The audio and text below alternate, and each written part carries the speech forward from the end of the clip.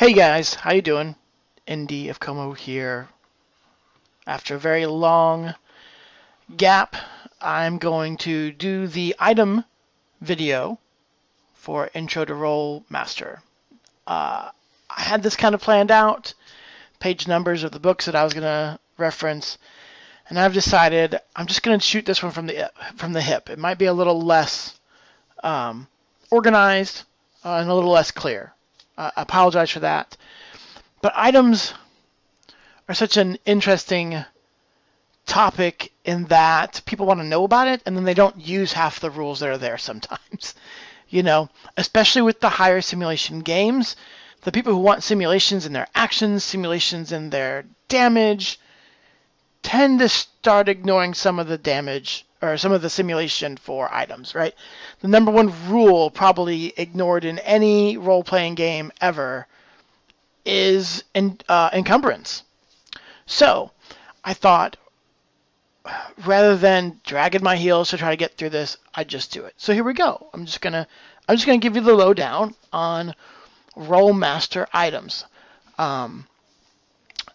So the nitty gritty details. I don't know that I know that much about the RMSS and the RMFRP versions, but looking at RM2 and Rolemaster Unified RMU, it looks like, generally speaking, their approach to items and equipment hasn't changed all that much, right? So let's talk about numbers.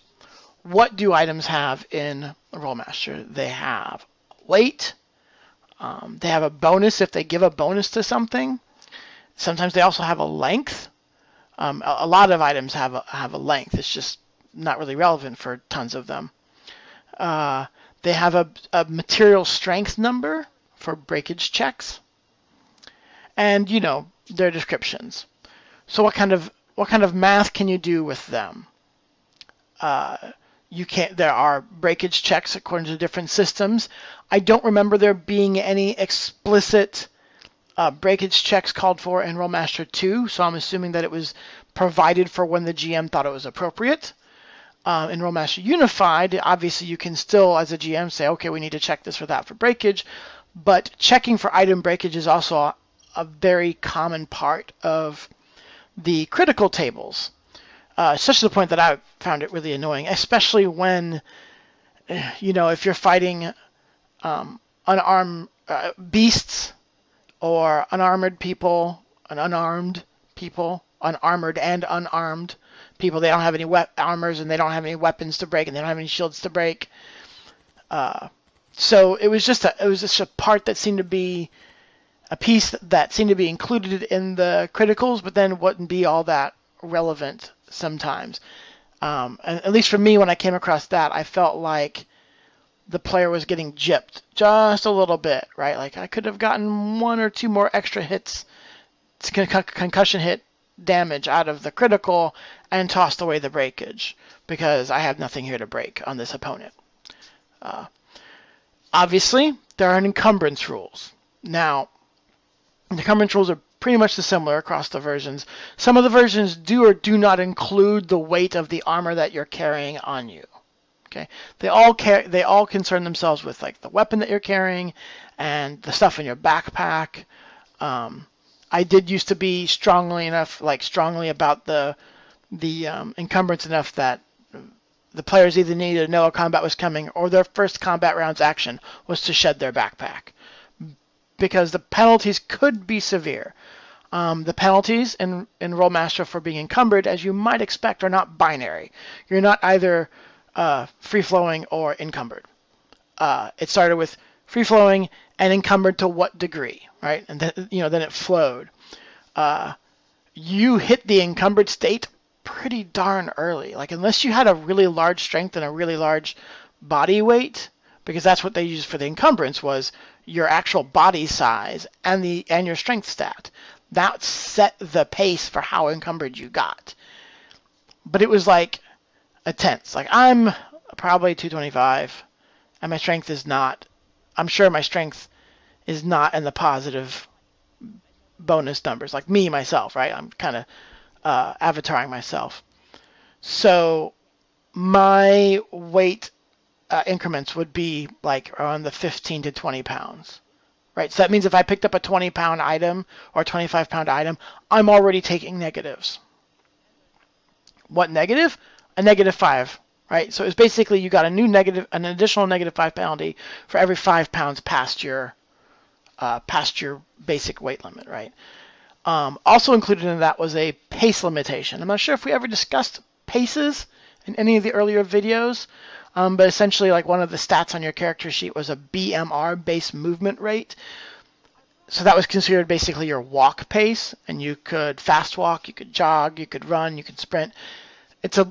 I thought it got a little excessive, but so basically you had a ×1, a ×1.5, a ×2, a ×3, ×4, and a ×5 BMR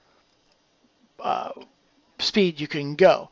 Well, you could only do, the second you hit like a -15 encumbrance penalty, ×5 was out, pace 5 was out of the equation. You couldn't do it. All right. So, and you were restricted to ×1 if you had like a -100 or -80, something like that, encumbrance penalty. So you could see like the more you were carrying, they just wouldn't even let you try the paces, right? It didn't slow down your pace, it didn't slow down your movement rate. It just locked the higher multipliers out. Fairly easy to manage if you're doing things on computer, a little more difficult if you manage things by paper. What I tried to do personally for my players was provide a sheet for, like I tried to, the inventory sheet would already be kind of pre-divided, like this is the stuff that you carry on you, this is the stuff in your backpack, and there'd be different totals so that you could, a total for this and a total for that. So you could see basically, hey, if you've shed your backpack and you're just using the stuff that you go into battle with, do you have a penalty?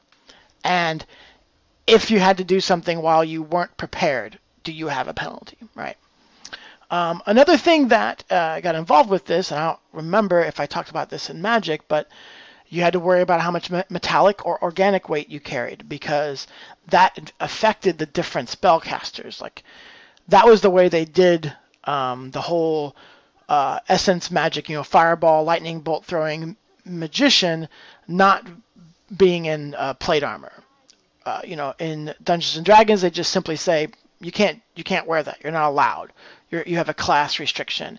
In Rolemaster, you were totally allowed. You just had a penalty to any of your spellcasting based on the amount of metal weight that you had, right? So you put on plate mail, that's a ton of metal, and you're already, just from putting on a plate chest, you're going to be like at a -70 for your spellcasting or something like that. So the breakage checks were there. I think I already mentioned that. I think that's about all the math there was, except for one thing. Cost. Now, this is definitely one of those places where I don't know anything about RMSS or RMFRP. I figure it's probably pretty similar to RM2.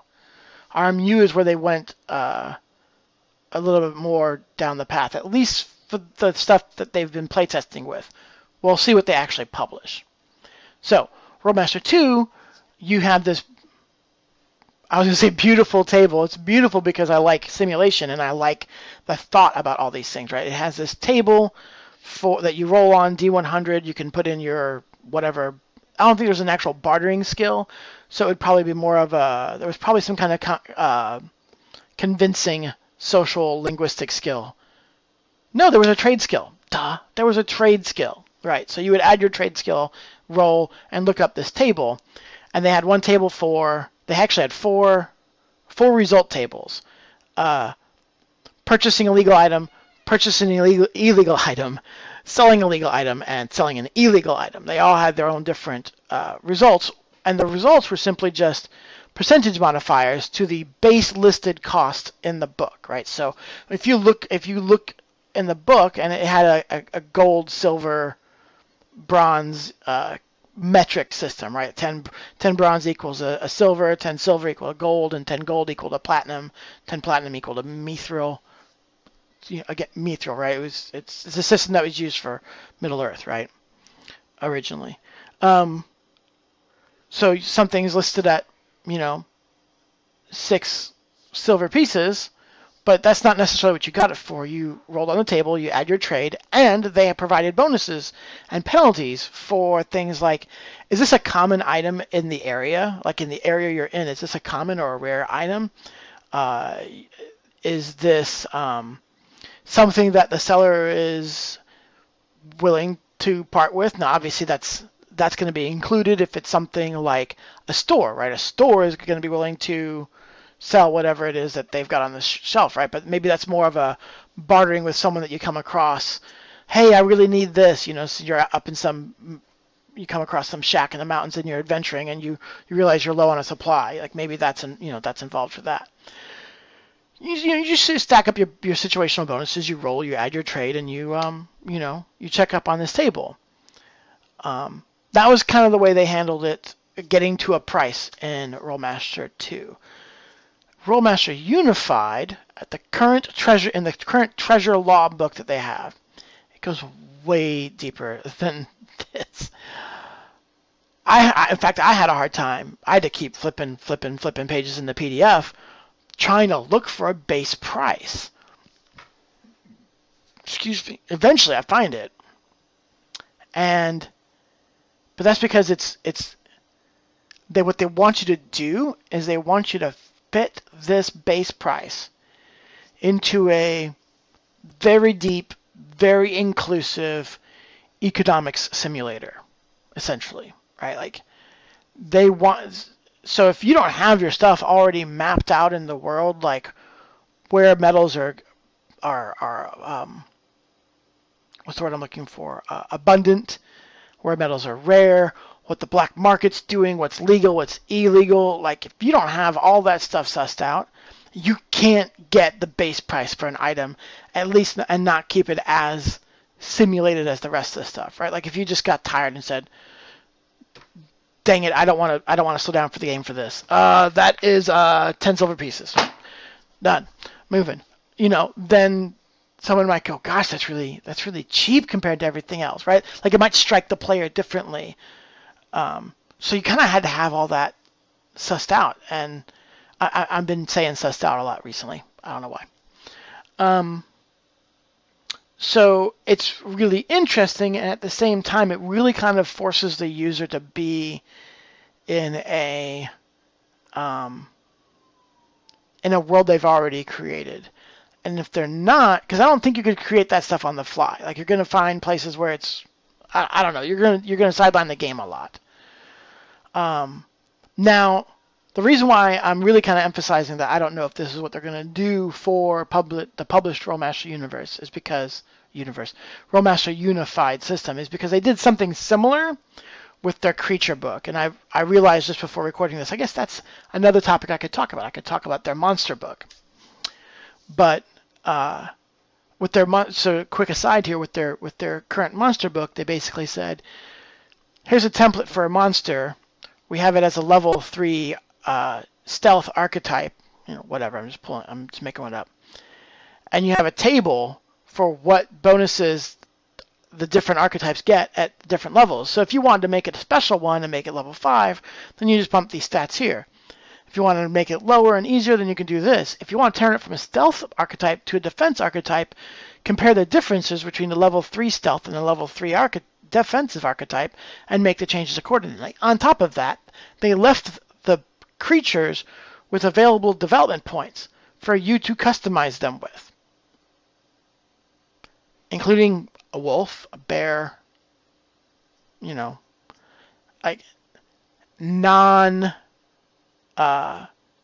complex organisms. I mean, biologically they're complex, right? But they're not like studying to be classes and stuff like this. Like, I mean, essentially, if you wanted to say like this is an actually like intelligent speaking, or maybe not even speaking, but intelligent puma, here's where a puma starts, and you can start off with these development points to spend. Yeah, this puma has figured out how to trip or how to pickpocket. I mean, within the limits that the GM would apply. And so some people were like, you're giving me tons of stuff. I just want to open up the book and get a skeleton out for my players to fight. And other people were like, this is amazing. And, people like me were like, this is amazing, but it's too much. Like, I want my things, I would really like these things to be separate, so that when I want to get going with the game right away, I can just buy your source of creature stats, and then later come along and buy the guideline for like, hey, this is all our behind the scenes piecemealing of things and balancing of things. So here you go. Here's our recipe and our systems. So if you want to go and create your monsters, you can have a little bit more confidence that, at least according to the rest of the monsters we made, that it's balanced in the same way, right? So, sorry for that long aside. I would not be surprised if they did something similar to Treasure Law, with Treasure Law, right? If they just said, here are assumptions that we've made in our price list. We've assumed this. If you want to say that something is rarer, you might want to adjust by this. If you want to do something where something is black market, you might want to adjust by this.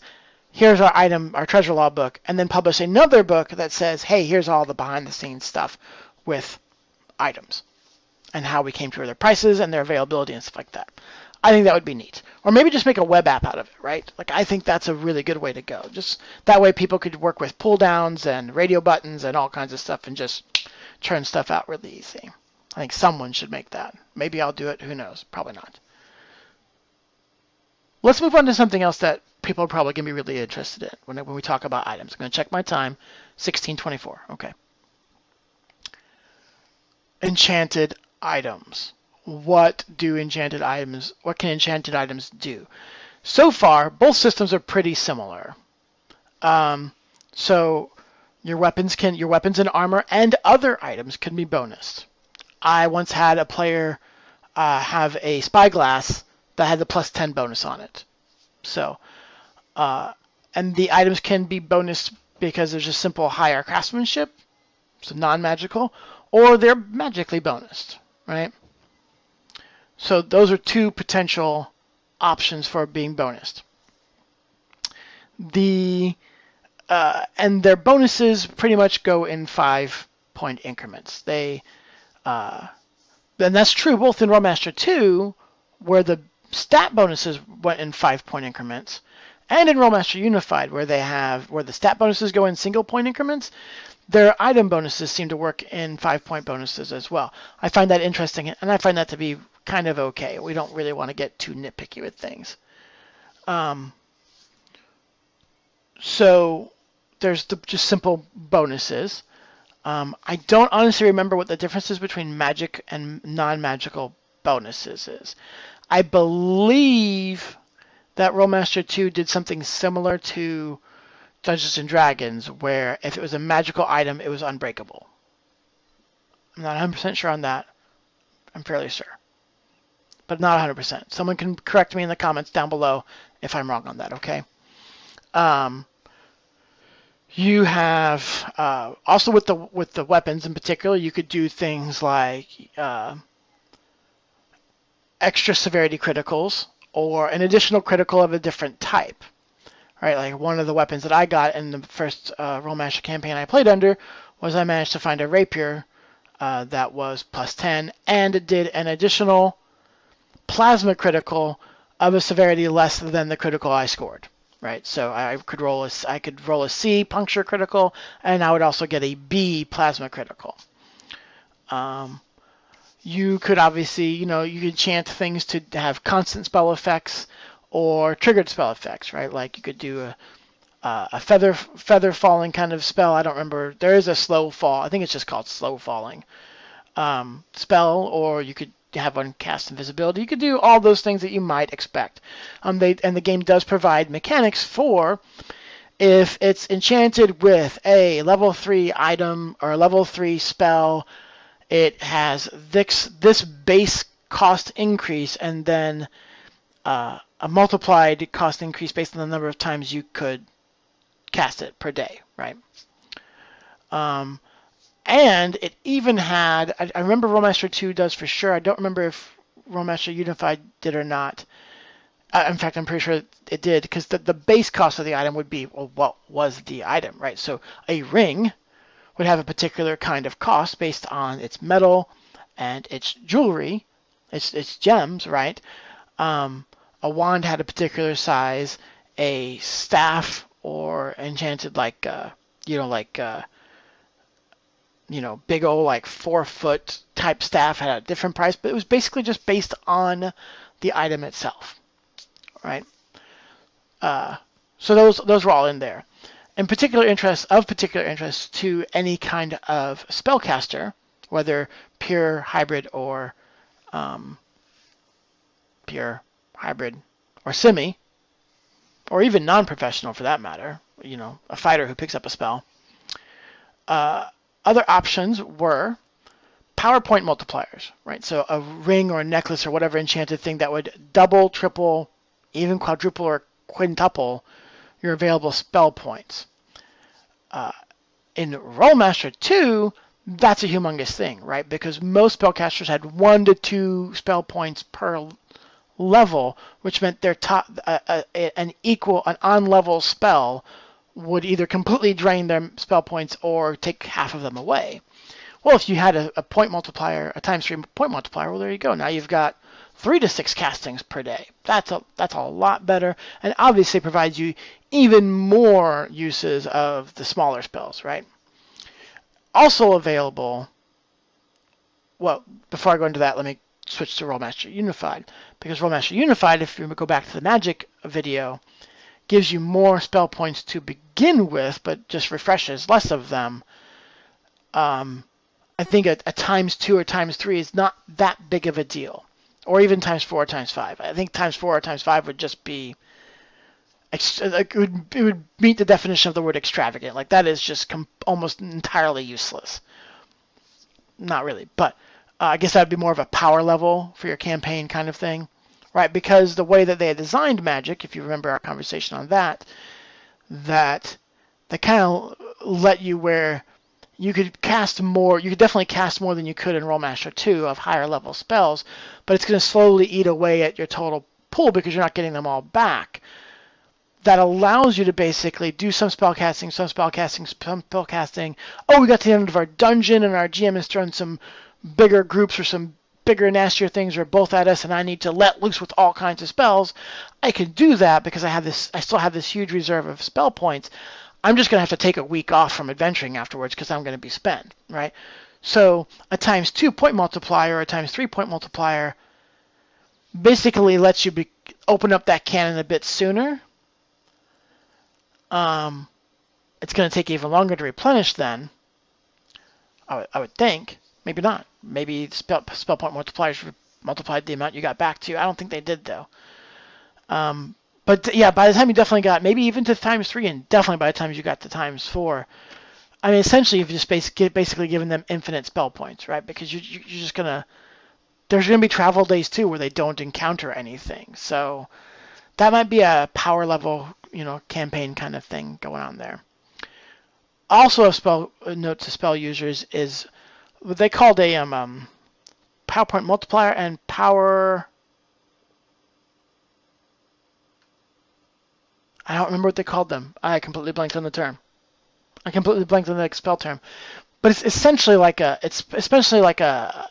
spell slot, right? So if you had I'm sorry, I can't remember the term, and I didn't look it up ahead of time. Something level 3, right? This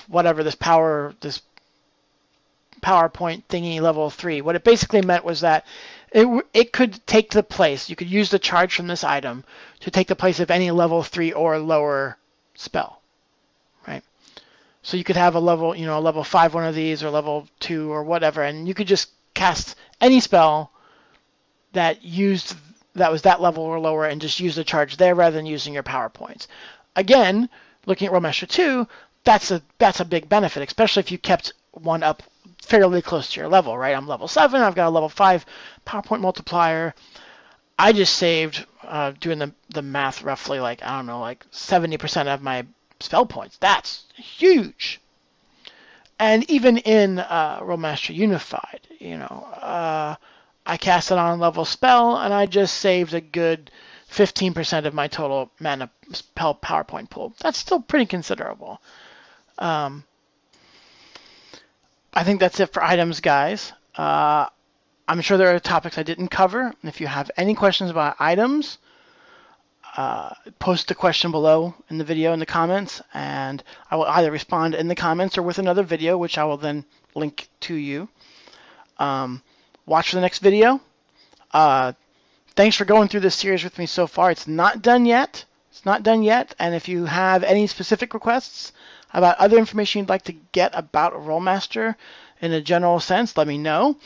I could even answer some rule questions potentially. But I think the forum board is probably a better place for that. So I'm going to record another video here in a few minutes and post it up at the same time. I'll see you guys later. Have a good gaming.